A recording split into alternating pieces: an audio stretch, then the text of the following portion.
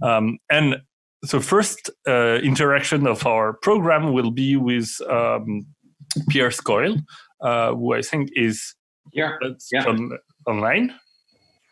Yes. Yeah. Oh, great! So we're very thankful to have you, Pearse. Robert, do you want to make an introduction? Sure. So yeah, as I mentioned, it's the third time that Pearse speaks here and shares his insight at the program. We are very happy.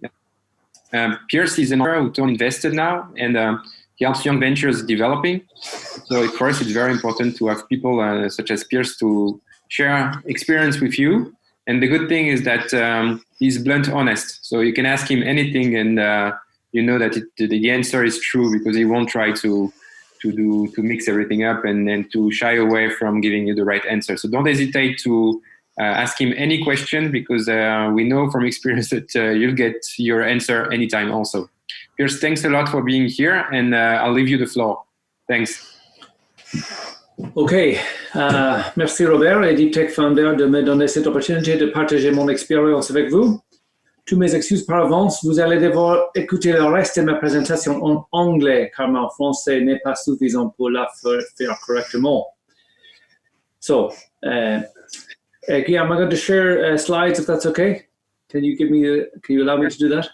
Yes, no problem. Okay. So can you guys all see that now? Yeah. Yes, we can. Okay, great. Okay, so I am Pearse Coyle. I set up a fund called Deeptech Seed Fund. The fund is myself and Tom Bernice. I am based in Dublin in Ireland, and Tom Bernice is based in San Jose, California. And so we are like a double act. I'm responsible for sourcing ventures across Europe in deep tech, and I'll explain more as we go on. And Tom works on creating linkages with later stage specialist deep tech funders, particularly in Silicon Valley. So what I'm going to talk to you about today is about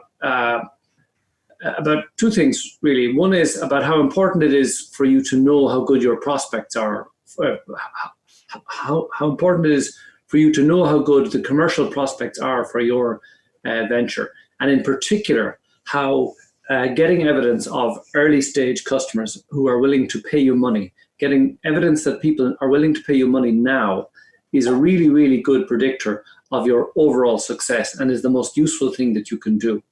And then the second thing I'm going to talk to you about, which is closely related, is why it's really important for you, if you get that evidence, and especially if you get really strong evidence early on, why it's important for you to understand that you need to act differently.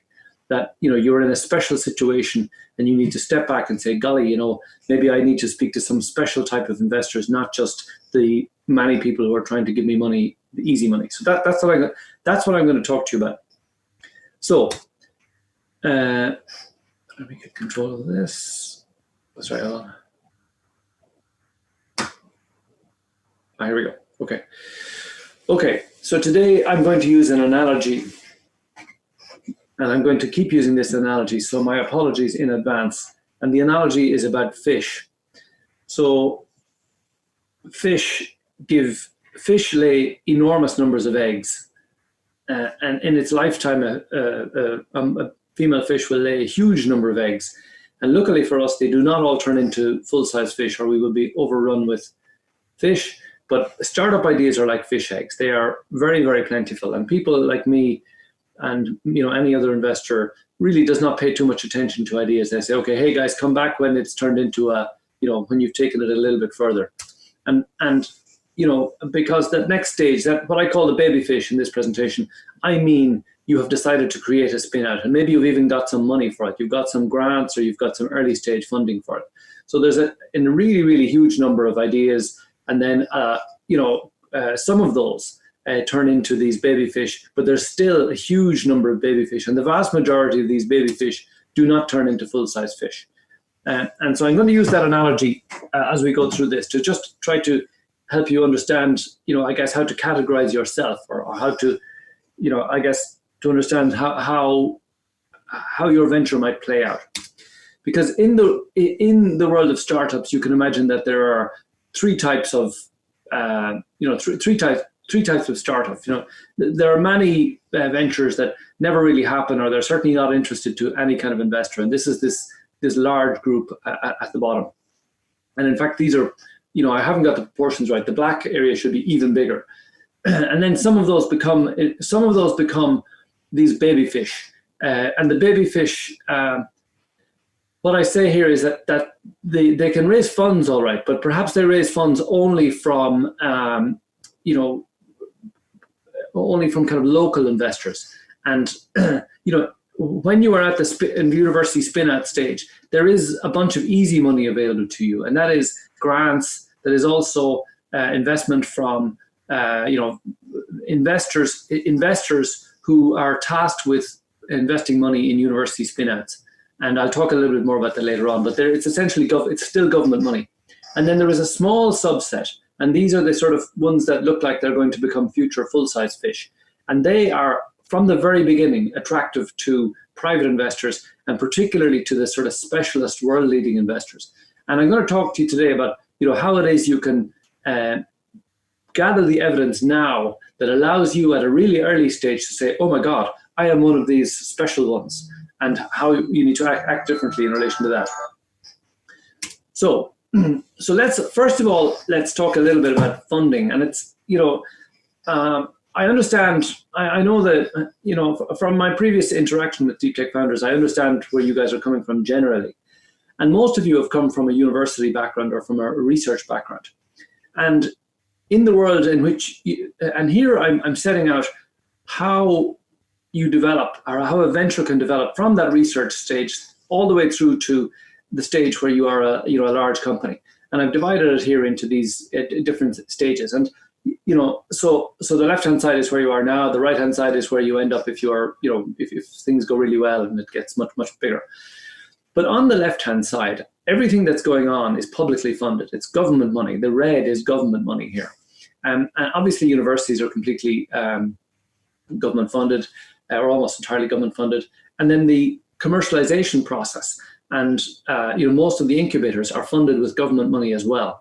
And then you get to the early stage funding round. And even though some of the organizations you're speaking to might look like venture capital funds, might look like private venture capital funds, actually in Europe, most of them get most of their money from government, from the European Investment Fund or from a national fund that is supporting industry in that country, or sometimes from a regional or a city fund that is funding ventures specifically in that region.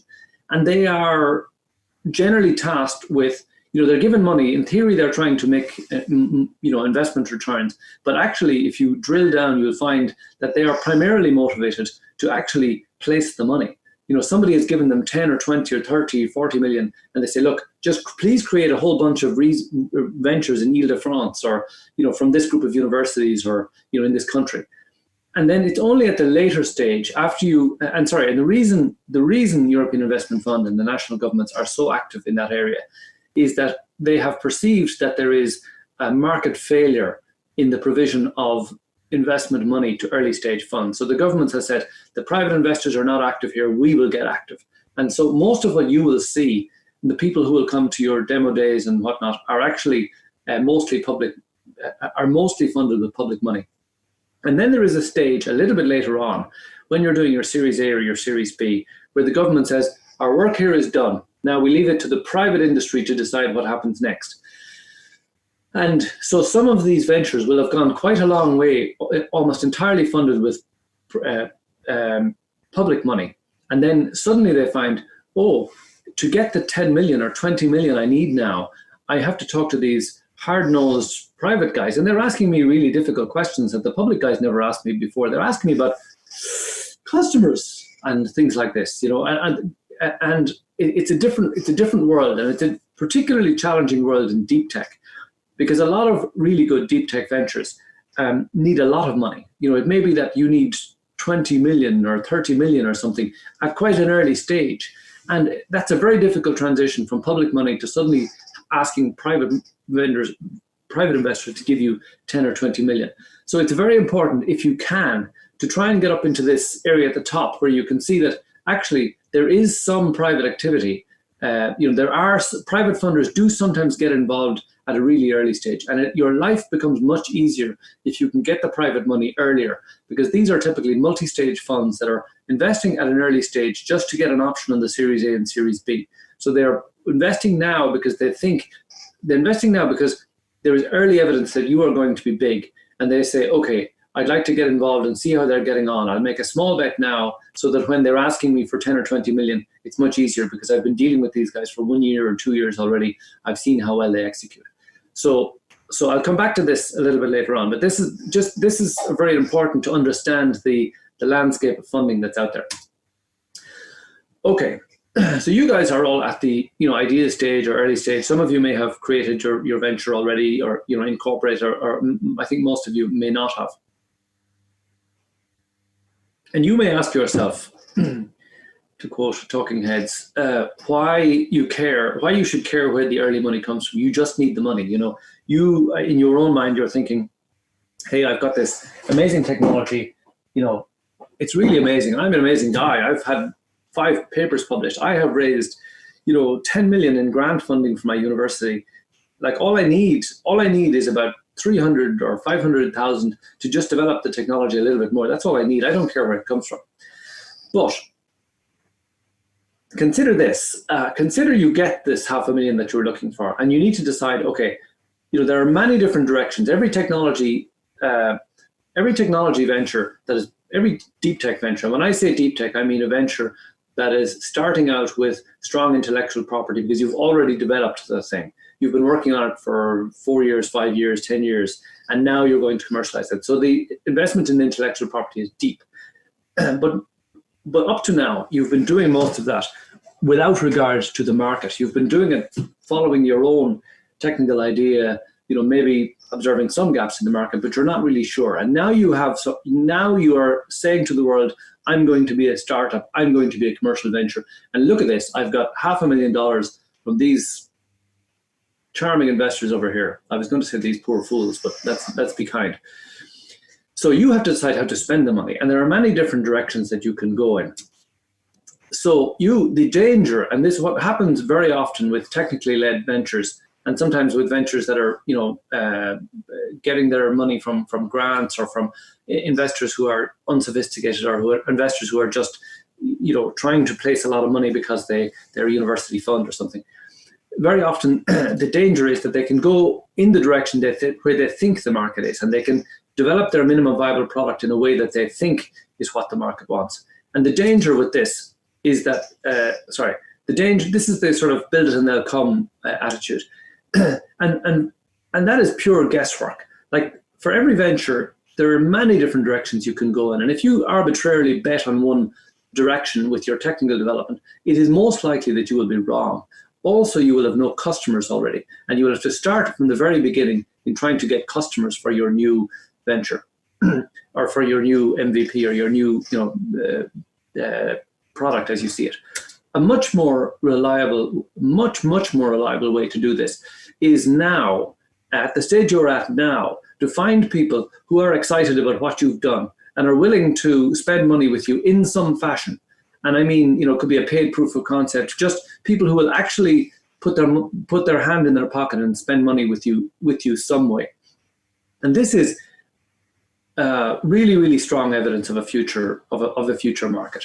Many of you believe that you cannot ask people for money now. Many of you believe that, oh no, I must develop it much more. I must develop my minimum viable product before I ask anybody for money. I just need investors to give me money. I don't need customers to give me money. And that's not true. So even if the investors will give you money, even if you have an investor lined up who says, okay, I'm happy to give you money, you should still try to find people who are willing to pay you now, because the information that is implicit in a company, and most of you in deep tech are selling to companies, the idea that a company will actually spend money with you is a huge amount of information. It means that you're on the right track, basically. You can look at lots of different directions around that you could go in, and if you go in the direction where the money is, then it's a really, really strong predictor of where there is the greatest need for your product later on. And what it also does, and this is something most of you have not experienced yet. But selling to big companies is really, really hard, and it's really slow. And, you know, you guys are very risky. You are, you know, TRL 4, 5, 6, whatever is some, you know, and most major companies do not like dealing with universities and are averse to dealing with university spin-outs. They see it as risky. And then even if you go take the route I said before, and you develop this amazing, you know, product, and you've got the thing to a higher TRL level, and you're showing up, then you're just showing up for the first time. It's the first time they've heard of you, and a lot of times people are correctly cynical, and they say, oh, look, that guy, you know, he's just looking for me to say it's great so he can get a grant. You know, I've wasted my time with these things too many times before. You know, go away, don't waste my time. But if you can get people now, if you can get past that and find people who want your innovation so much that they're willing to spend money with you now, then you are starting a relationship with those guys. And in the course of the next year, while you're doing your, you know, development that is funded by your seed funding, you're building your credibility with them, so that when you are at that stage where you have your MVP, they will be willing to buy from you. Then they will be willing to buy from you. Then, not saying, okay, let's deal with this guy for a year and see if he's a complete joker or not. So it's really valuable. And so what I'm saying to you is that it's immensely valuable, not just to prove to investors, but to prove to you and to actually progress your business, to actually try and get people now who are willing to pay you money. Okay, so what does that mean? So typically, and I'll come back to this first point in a moment. So what I'm telling you is that, you know, going back to my fish analogy, you guys are at the idea stage, and it is really important for you now to gather some evidence, real evidence, that you're actually going to you know, hatch into a baby fish at least.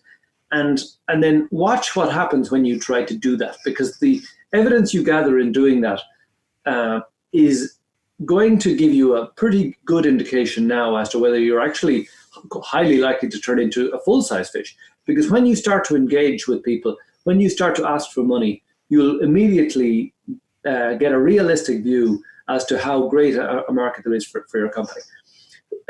So three things here. So you also need to explain that there's a large market for your IP. Sometimes you can, despite what I just said, sometimes you can get early evidence that they're interesting customers, but actually, if you drill down, you might find there's actually only 4 of them. You know, you got CERN saying that they really need your technology, but there's only one CERN. You know, or you've got 2 or 3 nuclear plants or something like that, and there's really not enough of them. So you do need to also establish that there is a large global market, and then within that large global market, you need to find this little subset that accept that what you have is actually breakthrough, and they need your product so urgently that they're willing to put themselves at the top of the queue to get that.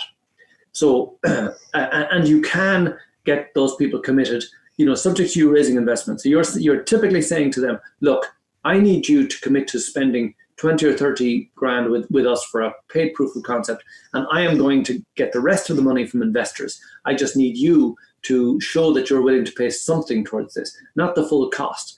And if you can make that commitment, then I will get the investment. So you're moving ahead with your early investors and your early customers in lockstep like this, and then eventually you'll get the 2 of them in, and you're in good shape. So that's the idea.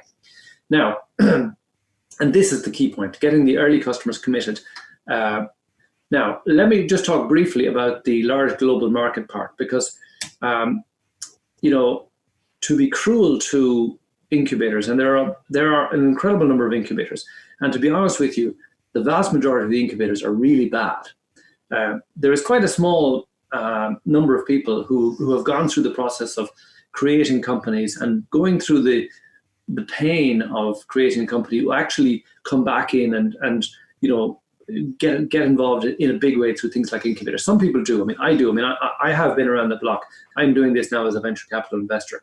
But there are an awful lot of them. There are a lot more incubators, and there are a lot more people working in incubators than there are people who really know what they're talking about.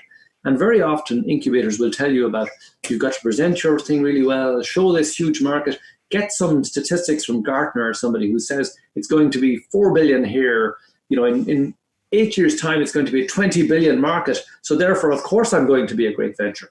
But the big problem with almost all of those presentations is that they fail to talk about how do you begin. And so it may be true to say that there is a 10 billion market for this thing in a few years' time. But the real challenge is to show that you and your technology can actually access any of that market. People will present saying, well, the market is 10 billion, and in year 2, I'm predicting that I will only have 0.1% of that market, which is very realistic. I am being very modest here. But actually, what they really need to show is how do they go from zero revenue to 50,000, 100,000, and that's where almost all of these forecasts are weak.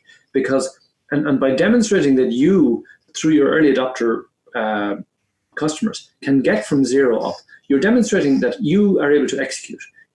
People consider you credible. They will actually buy from you. And also you're showing that the people who need your technology share your view as to the innovation in your technology. So if you have early adopter customers who are qualified in this area, who perhaps have been trying to do this themselves, and they are willing to buy from you, then I know as an investor, I talk to those guys, I say, okay, why do you think this is leading?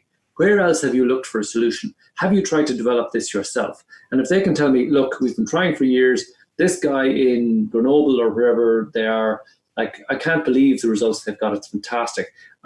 Sure, they may not succeed in making it into a product, but the early results are so impressive, and we need to risk.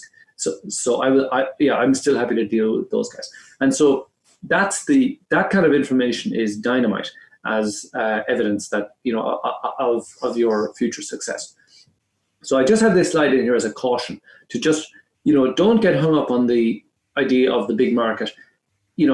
Everybody can say that, but actually showing the initial market and credible initial customers is actually the real trick here. Okay, so moving on. Sorry, I have a question, please. Yes.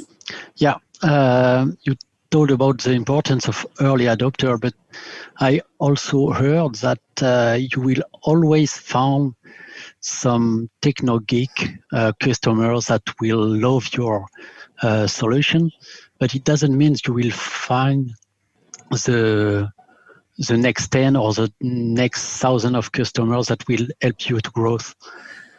So how many customers you need in order to be for the investors to be confident in your solution? Yeah. So it's a very good question, and it's a very good question. And actually, there's a lot of study on this. The people, in fact, it's a terrible thing to say, but sometimes you need to get rid of your early adopters at the beginning, because there are people in companies, and you are absolutely right. There are geeks who love doing the early adopter thing, and sometimes they are not good as large scale customers. So you certainly need more than one, because the danger always is that the one is that crazy geek, or maybe they're connected to the founder in some way.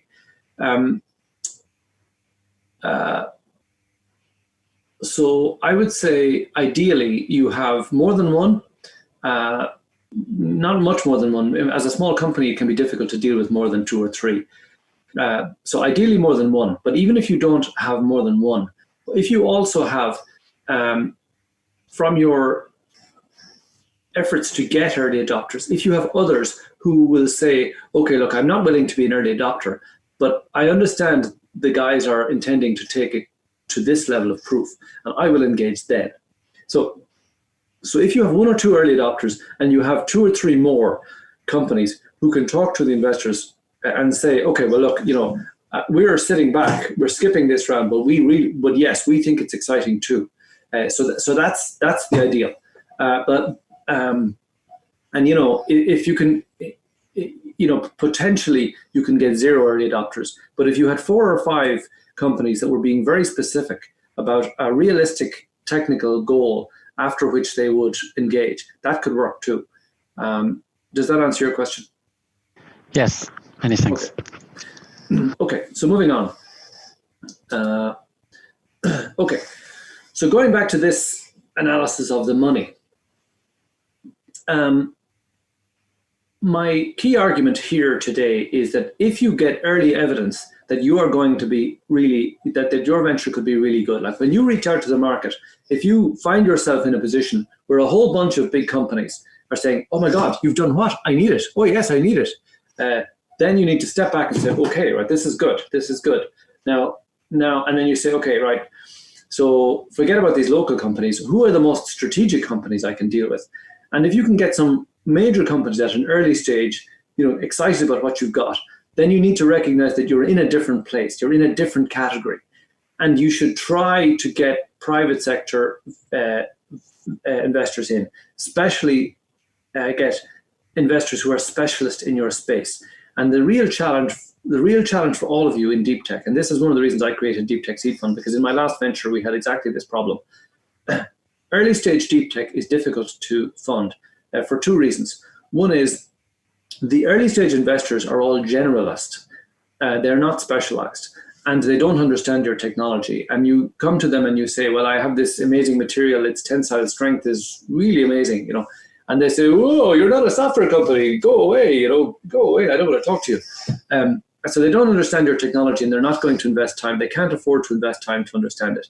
And the second problem is you can find specialists. You can find specialists, maybe an angel investor who previously who had a company in this space, and they will say, hey, look, Fabienne, I really like what you're doing here, and sure, I could give you 50,000 euro as an angel investor, but I can't give you 5 million at the next round. So I'm not going to invest because I'm going to get washed out. So what you need is some way of qualifying the specialist opportunity, but you also need deep pockets so that you can actually follow your money. And that's what we do. We are a multi-stage investor. We make really small bets at the beginning. And the way we make our bets is in two ways.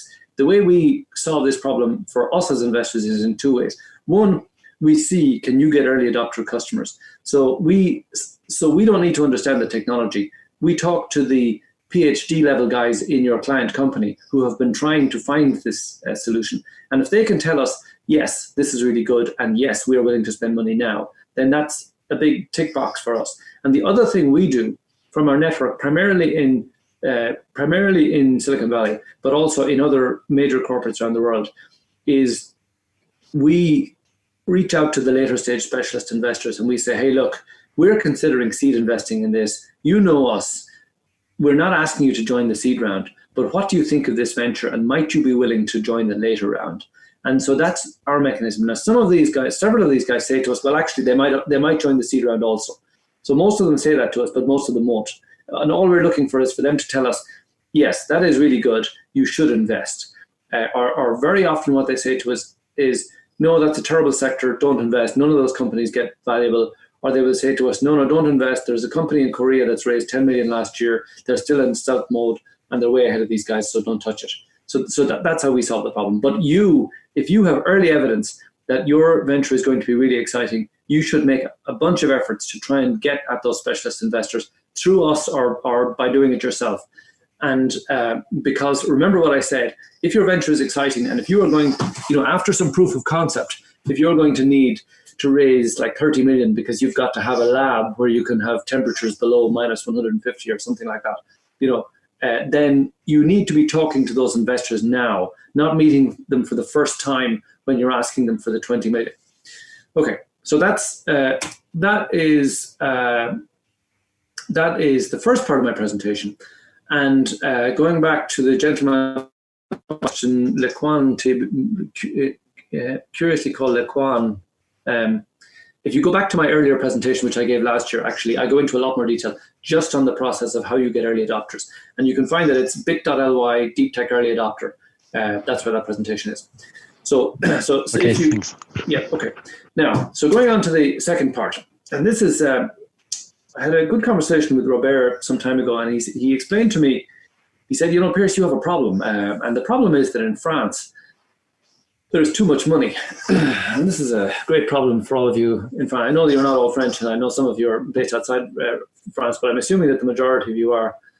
So I'll talk about this a little bit more. So in France also, there is an amazing level of investment in research. I mean, France absolutely leads the world in some areas. And in general, the state sector, the public sector is bigger in France than it is in most countries. And that is reflected in investment. There's been some really big bets made on areas where, which are blue skies research, as it's called. Now, the same is true in a lot of the same is true, but not quite to the same level in most European countries, largely because of the Horizon 2020 programs from the European community. And then from large-scale funding from the national governments, and I mean the kind of Britain, Germany, Italy, the larger European countries. Now, so back to the eggs, okay? So that means in France there's a huge number of eggs, and like really, really big number. But in France, and this goes back to Robert's point, there is an exceptionally generous funding environment. Like it's quite easy to get yourself into a position where you have about $500,000, and consequently, it's quite easy to become a baby fish. And and the danger, and I've tried to point this out to you earlier on, the danger is that you are a technology person, you talk about creating a venture, and you easily get the money, which allows you to just say, oh, fantastic, now I've got $500,000, I'm just going to do the things I'm comfortable with, which is develop it a bit more. And so what you've got to recognize is that first of all, you must reach out to the market. You must really, really talk to potential customers and get that early evidence. But if you have really strong early evidence that actually you're something special, if people are really, biting your arm off saying, my God, that's amazing, then you need to act differently. You are, in the French system, you will become, a large fish in a small pond, and that's a problem. And you need to act differently. And in particular, you need to act outside of France. And it's only a coincidence that I have a map of the world behind me, but actually this is really the way I think about this. So now here's another, what I'm about to say is especially true in France, but it is actually true for most European countries. And that is that if you take that sort of baby fish route and you're not ambitious, and you take the easy money, and if you take the easy early adopter customers, then maybe it means that, you get, your material is being used by Airbus in Toulouse, or, okay, you have some, and you think you're doing the right things because these are globally leading companies. And, you're trying to show that you have globally leading technology. And sure, these are globally leading companies, but the danger is, and this happens all the time, is that you never get out of France. And eventually, Airbus buys you for 2 million or 1 million or something like that, which, is a lot of money for you maybe, but it's not appropriate to the level of ambition you should have had. So if you get early indication that your technology really is world leading and is interesting to serious customers, then you need to say, okay, I will step back from this. Okay, so Thales and Airbus are interested to do a trial with me. But why don't I ask, why don't I ask Boeing? Why don't I ask GE? Why don't I ask Siemens, what they think about this as well? And why don't I find the specialist investors in, metals or whatever it is, and ask them what they think, and might they be interested? And you'll find that you're in a different place straight away. You'll find that there's a bunch of ventures coming out of the Far East, where there is also a large investment in research, and there's also a very active state sector that sometimes is quite protectionist of its ventures. And you'll also probably find a cluster in the West Coast of the United States, partly because of American levels of investment in research, but mostly because ventures from all over the world have gone to the West Coast to get money, to get big money. So you need to say, okay, I need to play this game. I need to get in touch with the guys who've got the big money, and I need to make sure that my trial customers, my early adopters, are seen as the globally leading companies, and ideally are also the ones who are most acquisitive of companies in my space. So that's the thing that is way out of your comfort zone. And like I say, the same thing, like I've seen so many German ventures and they're excited because they've got Bosch or they've got Daimler-Benz, in their early adopter team, but they never get out of Germany. And eventually when Bosch makes them an acquisition offer, they realize they've got no alternatives because they're not dealing with anybody else, or they're coming up to their 20 million funding round, and they have no possibility of getting 20 million because they have no access to investors at that level already. So if you are, if you are in that big league, if you are the big fish, you need to play the game, and take an international view. And like, and this is easy. This is more obvious if you're in Ireland or if you're in Denmark or somewhere, because we are small countries and we know we need to do that. And it's obvious that there's no Irish customers. But in a larger European country, it's less obvious, and it's a very important thing that you need to do. Okay, so now a little bit about our fund, okay? And this is a little bit of an ad, and Robert, this is what I was referring to, but we do need to, there's an expression in English, blow our own trumpet, so I'm blowing my own trumpet now.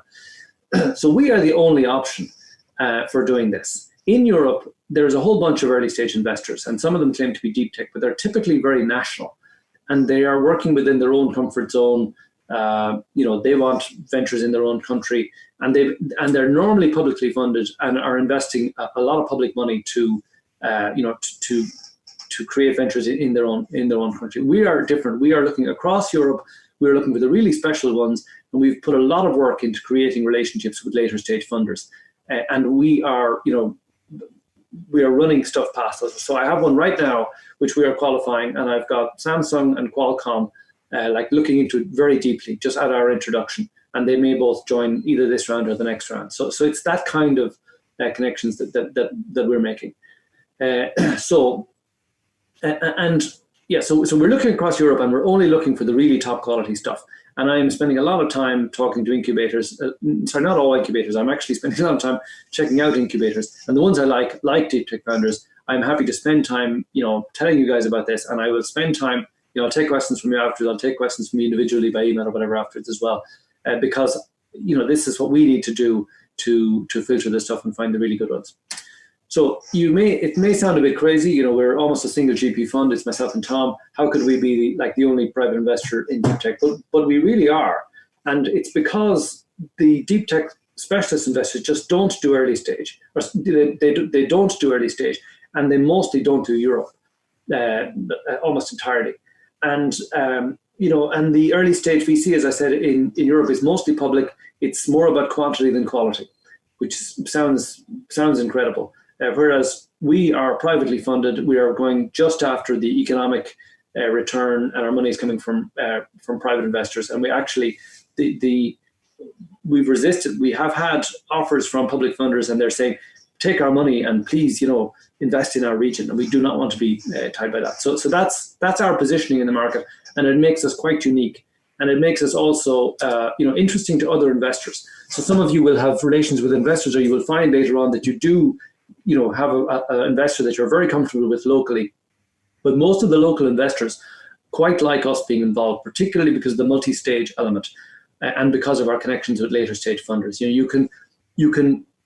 You can get very excited when you raise your seed round of funding because you think, fantastic, that's it, I'm all set now for 18 months. But it starts all over again 18 months later, unless you have multi-stage investors involved now, or unless you already have access to the later stage funders.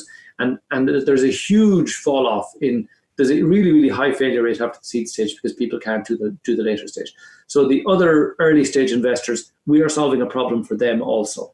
Okay, so that's it. So now, from previous times I've presented here, the questions have been really great afterwards. So I'm hoping you guys have some great questions, and we can spend as long as we like doing it. But basically, if my key message to you is, if you find so first of all, get evidence. Go out there and find who needs your technology urgently. And if you get special, really excited response from people, then pay attention and say, okay, I need to do something differently. What was the name of that guy who presented? Deeptech Founders, I'll call that guy. So that's it. So call us if you get to that stage. So that's it. That's all I have to say. Thanks a lot, Pearse. Thanks for this presentation, feedback, and tips. We're open to questions. So if you'd like to ask anything, as you see, Pearse, it's quite open and frank when you ask any questions. So don't hesitate to ask him anything. And while you think about questions, Pearse, I'd like to ask you the first one. I totally agree with you. People need to go out and reach for customers. Now you mostly mention large companies such as Qualcomm, Samsung, and so on. Yet it can be very complex to find the proper people in these companies. So do you have some tips on how to find the proper person to reach out in such kinds of companies and not to lose too much time, like 12 months or 2 years before you have the right person in front of you with the check? Yes, yes, I do have a very clear view on that. So there's two easy ways in to the biggest companies. First of all, I'll talk about the one that is available to you. So most of you have been working in a very specialist area for a number of years, and you are deep in your niche. You know, you understand, you are hopefully world leading in your knowledge of the space. And from your work in that space, you will probably have observed activity from certain companies. You will see which companies have filed patents. You will see, you know, where certain people you were dealing with, that, you know, oh, I was dealing with that guy in that university and now he's working for, you know, Sanmina or Intel or somebody. So you will see where the people have gone, and you will probably know people who are in the key research roles in your sector in those companies. So it's very easy to connect with those people, and they're not difficult to find usually with LinkedIn and whatever else. Or even you can go into LinkedIn. You can go into LinkedIn. I've done this a few times, and this will surprise you, because you're all used to, you know, cold calls, people trying to sell you insurance or something, and you hate that. But if you go into LinkedIn and you put in, you know, I don't know, high tensile strength steel or something like that, you'll find a bunch of people, a small number of people, when you narrow it down, who are in certain companies, and that is their role, or they've done their PhD in that area. So if you follow the technology lead is one way to do it, and very often they will have read papers you'll have done, or they might have seen a patent that you filed. So you can go, that's one way. The other way that we use is through the corporate VC arm, and now it's less easy for you to do that. It's easier for us to do that, or it's easy for, if you have an interested investor, they can sometimes do that as well, because normally, you know, VCs take calls from VCs or take emails from VCs because they know that usually there's a sort of a filtering process that goes on beforehand. So what we have done a bunch of times, and it's actually how we got the Qualcomm and Samsung connections this time, is we're friendly with the corporate VC arm of those companies. And so we are saying to those guys, hey, look, we're considering seed investing in this thing. Here's a short pitch. We think it's relevant. And then usually what happens is the corporate VC arm might do a short call with the venture, and the, you know, we and the venture will explain what part of their business we think it's relevant to, and then the corporate VC arm can go directly in at whatever level they like. Usually they're very good access, and they can say, hey, look, we've become aware of a technology in France that seems to be relevant to our automotive business unit. Perhaps some of your guys could take a look at this, and they will. So they're two of the routes. And sorry, and just going back to the small company versus big company, there, and going back to my man, like, what's Lecointe TB? I keep referring to you. What's your real name? Bertrand Lecointe. Bertrand Lecointe. That's more. I can deal with Bertrand much more easily. So going back to Bertrand is okay. So going back to Bertrand's question, the challenge sometimes, and we had this in our last venture. We were dealing with the major. We had a semiconductor. It was a semiconductor venture.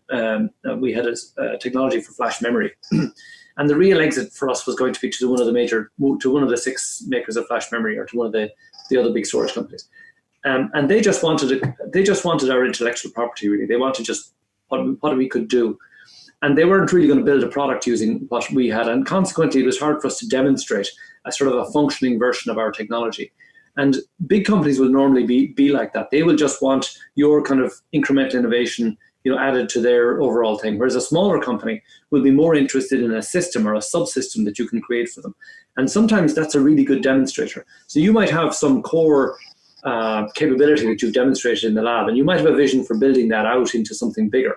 The major company might just want to essentially own that core intellectual property. And if you're only selling a license, or if you're only look at you and they'll say, well, Bertrand, this guy is, you know, I don't know what age you are, like, but he hasn't done a venture before. So we offer this guy $500,000 or $1 million. He'll be very happy. You know, that you know, it'll be very hard for him to refuse that. But if you can, through maybe an early adopter engagement with a small company that doesn't have the capability of the major company, and if together with them and some investors, you can actually build a functioning system that uses your technology, and you can, you know, credibly potentially create a product of your own, then you can make your venture much more valuable, because you know, you're potentially going to be a rival to the big company. You can actually service parts of the market with your innovation, and then you begin to be a trading company, and you get to 500,000 or 1 million turnover, and then suddenly it's a 10 million buyout, not a 1 million buyout. So, and you can only do that with the small company. So potentially having an early adopter that is actually going to deploy your technology, as well as an early adopter who is, a very large company that is just going to test you in some way, is potentially quite a good mix. And of course, Robert is correct. It is easier to get into the small company, but having a mix is ideal. And maybe Pearse, I'll ask you another question that is about the proof of concept and the problem that may arise with big companies, because most of the time they are very interested into doing proof of concepts with you. So you may fall into the POC malediction, going from proof of concepts to proof of concept with many companies, whether it's large or small, but never transforming it into a proper sale. So what's your point of view on that, and how to also avoid getting stuck into countless proof of concepts? Yeah. Okay. So my last venture, we did the multiple proof of concepts, and ultimately we failed to prove it. Actually, and the technology was bought in the end. One of the companies bought our intellectual property, so we did a small exit. It wasn't huge, but so there's a few things that you can and must do. First of all, you must have very clear conversation with the company about what comes after the proof of concept.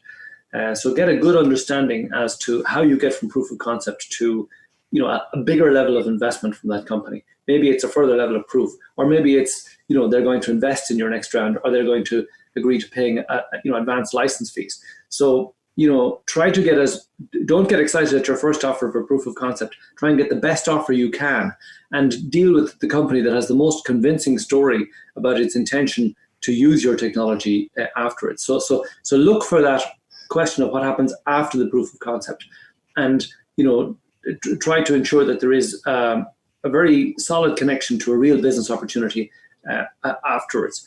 But also, sometimes going back to Bertrand's friend, the crazy geek, who's a serial early adopter, you've got to make sure that you're engaged with the relevant senior management in the company.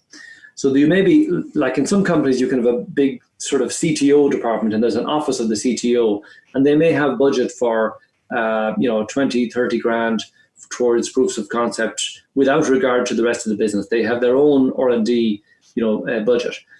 You've got to try and ensure that the internal business case for your product has been discussed with the business unit, and you have some connection with the business unit. So you've spoken to the product manager or somebody who is concerned with how they might use your technology. So having that senior management buy-in from the beginning, so that before you do the proof of concept,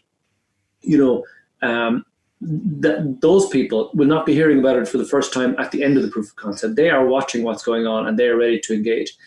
And then the third thing, and this was a mistake we made, we did three major trials, and in the first one, almost near the end of it, the company bought one of our competitors for about 300 million. And they killed our trial, and we waste. Well, they didn't buy us for 300 million. The second one, we spent a lot of time working on, but in the end, when the proof of concept was finished, we hadn't done enough work to align our testing environments. So we showed them the great results that we got, but they couldn't reproduce the results in their lab. We hadn't done enough to sort of get the testing right. So I would say that was a big lesson we learned. In the third trial we did align them, but actually they failed on both sides, so it didn't work. But that's another story. So getting the testing right. So both sides agreeing what success looks like, and having the right kind of process for them spending time in your lab, or you doing some of the tests in their lab. That's key. So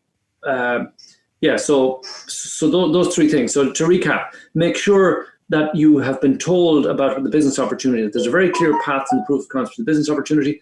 Make sure that you are connected with the senior management who will make the decision about the next stage, that you're not just dealing with the crazy early adopter person. Sorry, I'm going to silence this. Silence my phone, which I should have done at the very beginning. And the third thing was align your testing, so that it's so that the results, both sides will believe the results. Thanks, Pearse. Thanks a lot. I do have one question, Alfredo Hernandez from REN. Thank you very much first of all for this presentation. And yeah, I see perfectly this idea on a B2B, or when you're targeting these majors, because the end of the road for your startup is to be bought by one of those. But what about if you are playing the role of a potential rival for those companies? And for example, we do have very specific aspects on the med tech. Our project is around the med tech, and we are trying to, our target are the patients, yeah, or the prescribers to the patients. And there, I think I tried to do the parallel of what you have said to a particular case, and I took a lot of interesting notes. But could you elaborate a little bit more on this particular kind of architecture in which we're targeting the final patient, indeed, or the prescriber? Yeah. Okay. So yes, I can. And first of all, we don't do medtech in my fund. Okay, just by the way, but still, I can answer this question. The same. There's a very similar answer if you are a B2C venture. So if you're aiming at consumers, it's a similar question. So what you can do in both cases is you can create your own population of target prescribers or target end users. You can deal with. So you can show, if the funding agencies that you're going to be dealing with, or maybe if you need cooperation from a major company that is a major big pharma or whatever, excuse me, what you can do, and even if you're, sorry, go off on a little tangent for a moment, even if you're a pure B2B company like I was talking about at the beginning, if you can also somehow show evidence of demand from their customers, if you can create your own survey, your own, put out a landing site out there that says, coming soon, a drug that enables you to do something, or a therapeutic that enables you to do something, please sign on here if you're interested. If you can show that you have had a robust process for testing a market, including possibly, putting out their price points, like how much would you be willing to pay for a solution that meets this? And you're able to go back to the other organization and say, look, if we get to this next stage, I have this population of end users, I have this population of prescribers, I have this population of patients that is very interested in this. Then that's really valuable information in support of the funding case that you're making. So, it is quite possible to do that. So I have one venture I spent a lot of time on in the last year, and it was to do with accessibility, particularly around sight loss. And the guy spent a lot of time with the sight loss organizations, the national organizations, and they were able to give him like really good access to the major companies, because they were able to provide the feedback that yes, our members need this. So associations, and associations of specific clinicians or associations of patient groups is another way to do that. But it's the same concept. If you can bring about a situation where you have tangible evidence of demand, then you're not just a piece of intellectual property from the lab. You are the bones of a product. Demand. Hey, what's not to love? Give me money. It's the same logic. One more question. Yeah.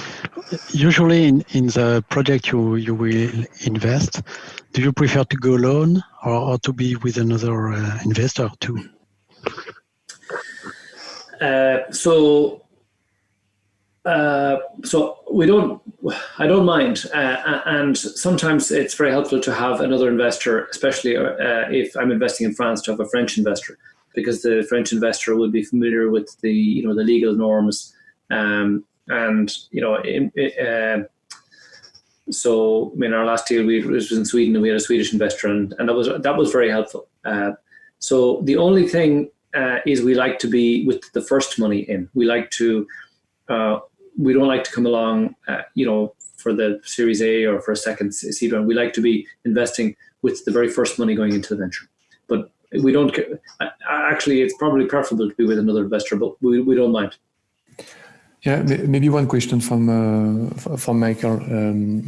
Pearse, to go a little further about what Alfredo mentioned, we touched a little bit the concept of maybe some difference of B2C compared to the one you elaborate much more around B2B. But what's your view on a two-side market business model? I mean, imagine you have a B2C one and a B2B one, but you need data from B2C to then attract your B2B market in the future.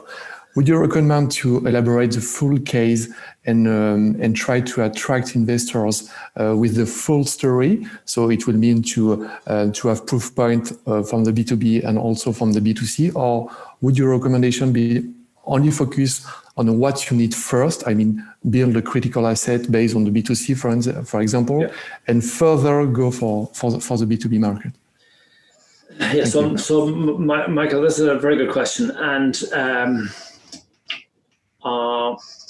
so marketplace pitches are very difficult, and they almost all have this chicken and egg problem that you have alluded to. Which side of the market do you create first? And there are many of them. I mean, I see many pitches like this, and there are so many. There are so many concepts which would work really well if the market came into existence. You can go along and say, Airbnb for dogs or something like this, and once you have both sides of the market in place, it's really obvious. But from an investor point of view, from a seed investor point of view, where the market does not exist, it's very, very hard. And consequently, what I would say to you is two things. One is many marketplaces can be set up relatively cheaply, and it's just a bunch of good HTML skills, or a bunch of good web backend skills and some domain knowledge. And I would say that really, I and a lot of investors. And I would not consider them deep tech. So I wouldn't do them. But what I would advise is that you should be able to do quite a lot of it on your own time, with whatever friends and family money you get, and show evidence that the thing is coming into being. You've done it in a region of France, or you've done it somewhere, and look at the take-up. We did one city, and look in this one city how quickly we got to this scale. So, if you can show in a territory or with some population that you have brought it into being, even though we didn't promote it widely, even though we were only dealing with these things. So you've got to kind of show that the thing is beginning to grow. Now, in the absence of being able to do that, there are, Michael, a number of funds. Now, I can't remember which ones, but there are a number of funds that actually focus on two-sided marketplaces. And I would say they would be able to advise you much better on this. So it's not for me. But what I do look at for when somebody comes to me with a software-based venture, and I'm a computer science guy. I've developed plenty of software myself in the past, and I look at it and I say, and the guy's looking for $500,000 or $1 million or something of seed capital, and I look at the idea and I say, why haven't you done it already? You could have done that in your spare time in the last 6 months. You could have an MVP up there. You could show me something. Like, don't expect me to give you the money, to do it from zero on. And with marketplaces, if there is a perception that you could have set the thing up, like while you're still in your other job, you could have got the thing going. And if you haven't done that, then you're at a disadvantage from an investor point of view. And also, from your own point of view, like there's so many, I've seen so many marketplace ideas, and there is the chicken and egg problem is terrible. The other chicken and egg problem with a lot of pure a lot of kind of software-based concepts that are, let's say, that would have a global market. So go back to the Airbnb go back to the Airbnb example. And actually, I think those guys might have set up in New York. But for other ventures where you're saying, okay, I'm going to have this two-sided marketplace, it's going to be Airbnb for dogs, and investors will say, okay, so you're thinking of doing that in France, and you're based in Lyon or somewhere, and you're hoping to do your early pilot in Lyon. Well, your problem is that if you're successful in Lyon, and unless you get a lot of money very quickly, then what's going to happen is that somebody in the Bay Area around San Francisco is going to see what you're doing. They're going to get a lot more money, and they're going to do it twice as fast as you can, because they can get 10 times as much money as you can. So there is a view in venture that those kind of ventures that are kind of copyable, where it's a simple concept. If you're not in the Bay Area, that it's actually hard to do them globally. And it's a terrible thing to say. And there are exceptions. I mean, Spotify and various things, various companies have gone global from not a base like that. But it is a challenge that you have unless you show that you can actually, if you can get it going under your own steam, if you can get the thing started by yourself, and you can get money quickly and say, okay, well, we are going to go quickly. We're going to do San Francisco next. That's the way to do it. But otherwise, Michael, it's the credibility of such venture pitches is very low. Very interesting. Thank you.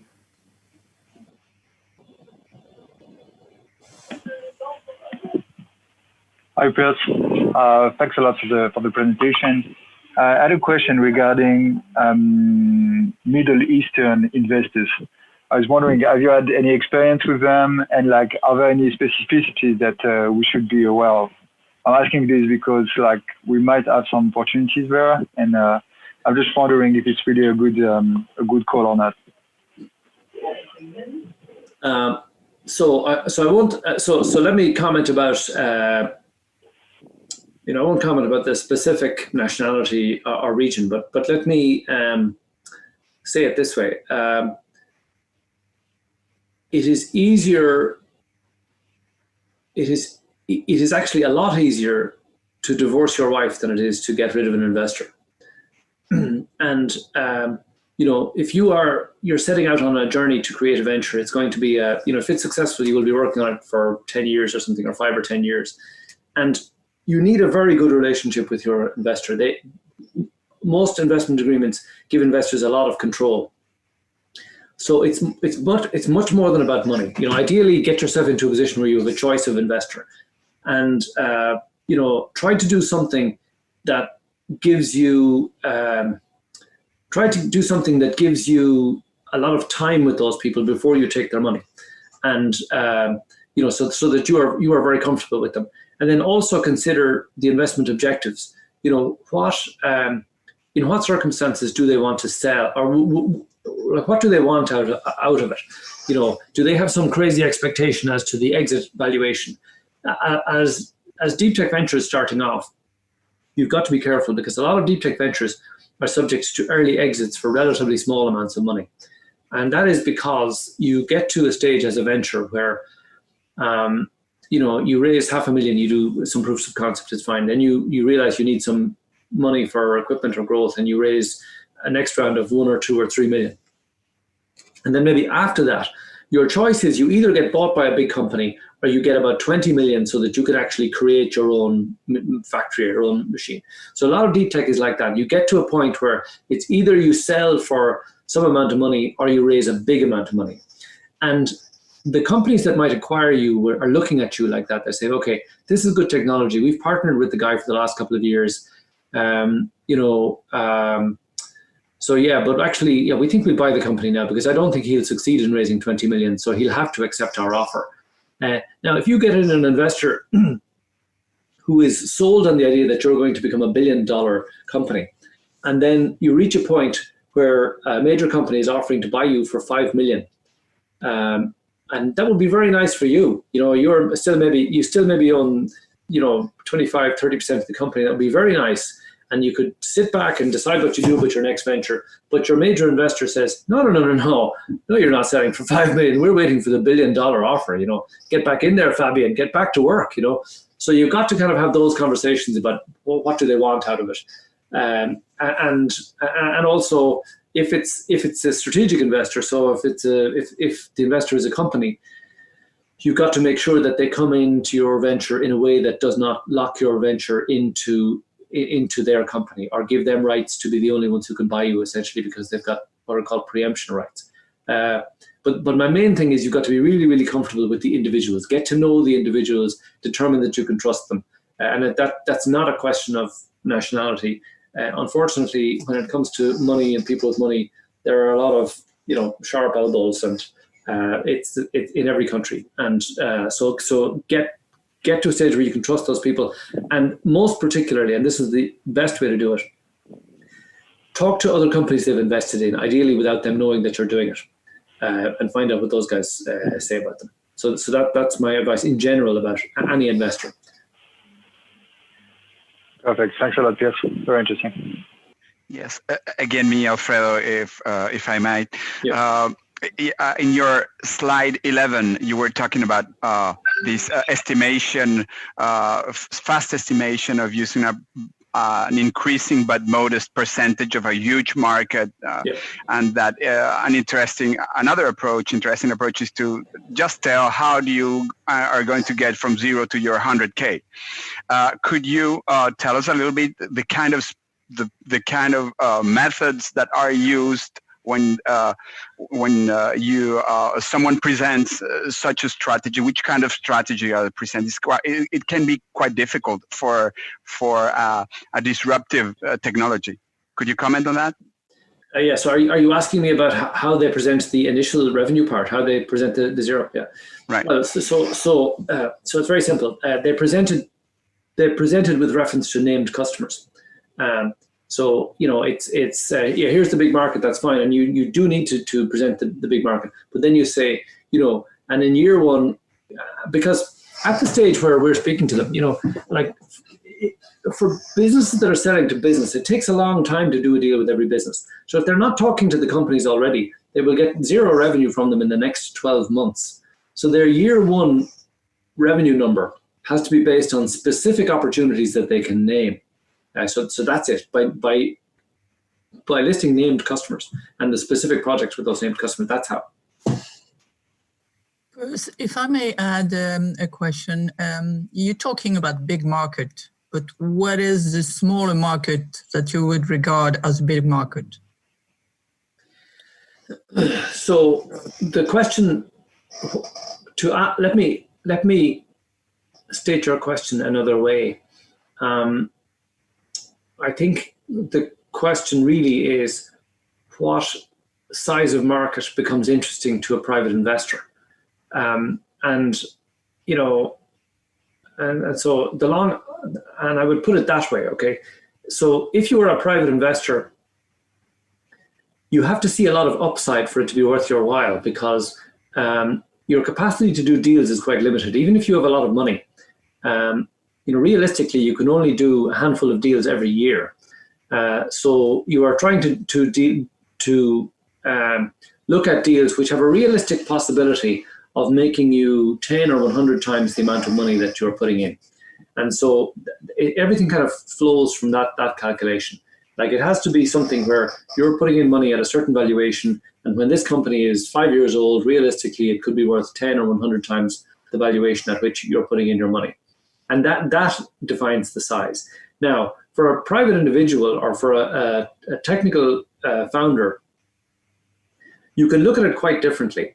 And what I mean is, going back to my idea of the early exit, you can have a technology that is interesting to a certain number of companies, and you will know that, from your own knowledge of the market, that yes, if I can prove this to a higher degree, if I can begin trading a little bit, then probably I can make this into a company that might be, turning over, or making revenues of a couple of 100,000 euros per year, and probably to those major companies, it will be worth a few million.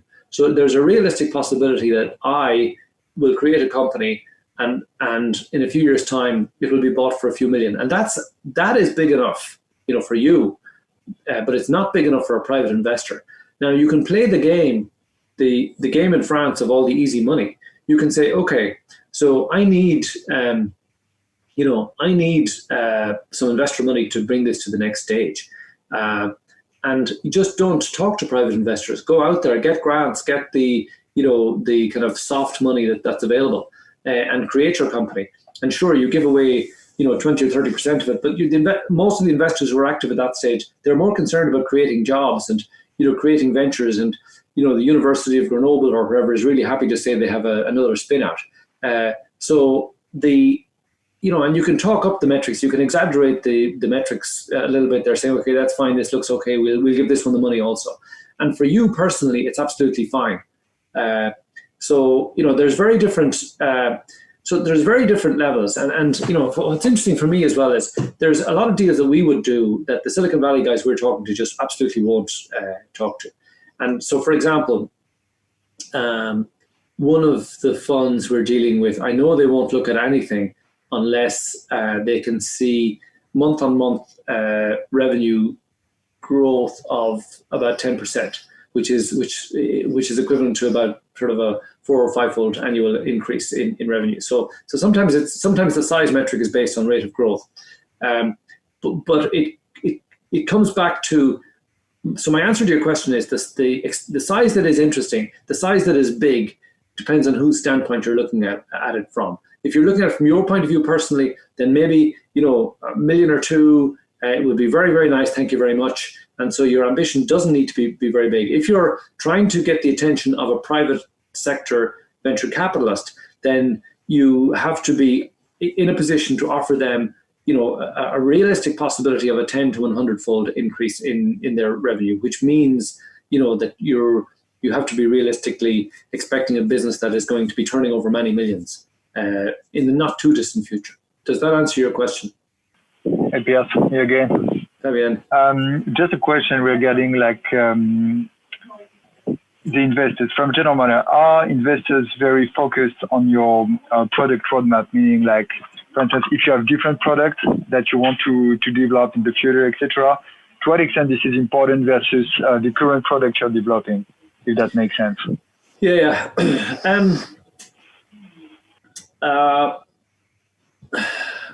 I would say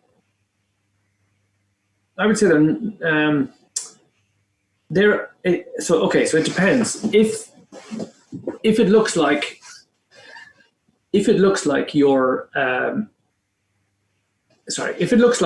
the core piece of deep tech that you are bringing into the venture is just a component of a product, then yes, they will be interested in your roadmap to see how do you expand it. You are just a feature. You all you have is a feature. How do you get to having a full product? Or how do you if you begin, how do you expand your product offering? It also so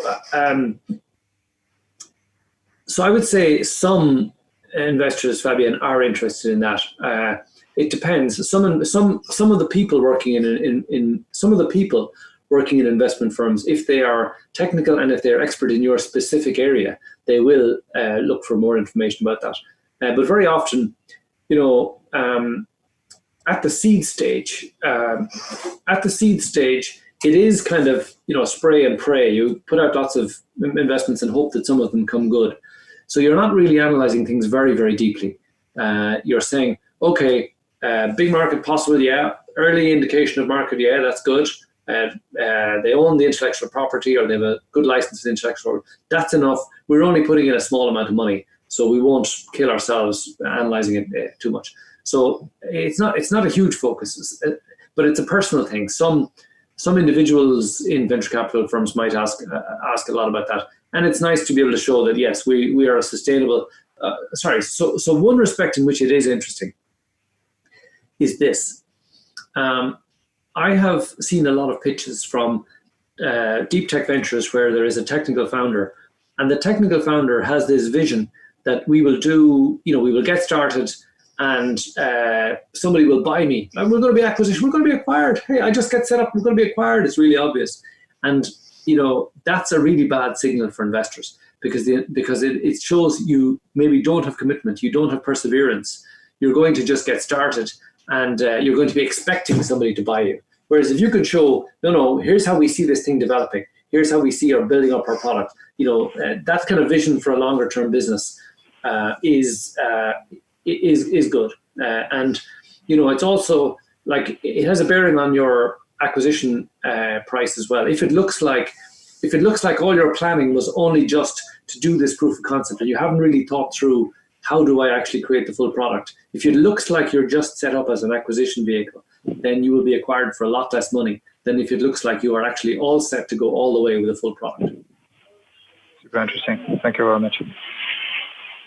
So I think that's it then. Thanks a lot, Pearse, for all this feedback. Thanks for all the questions and answers. I will share with the teams here your email and numbers also again, so that if they want to reach out to you and have more information or introduce you to their project, they can immediately reach out to you if it's okay for you. Absolutely, yes. Great. Thanks very much, guys.